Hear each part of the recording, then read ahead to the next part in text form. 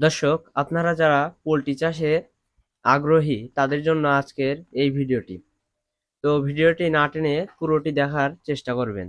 ধন্যবাদ। তো আপনারা যারা এই পোল্ট্রি চাষ করতে চাচ্ছেন তাদের জন্য আমি কিছু টিপস দেব। যেমন এই পোল্ট্রির কি কি ওষুধ কতদিন পর পর খাওয়ালে তাদের শরীরের পক্ষে ভালো হবে। তো ভিডিওটি না টেনে দেখার অনুরোধ রইল।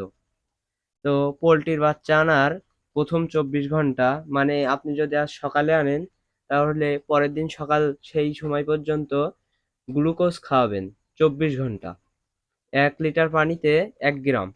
এরপরে লাইসোবিট, এই ওষুধটিও পানির সাথে মিশিয়ে ২৪ ঘন্টা, অর্থাৎ আজকে যে সময় খাওয়াচ্ছেন তার পরের দিন সেই সময় পর্যন্ত খাওয়াবেন।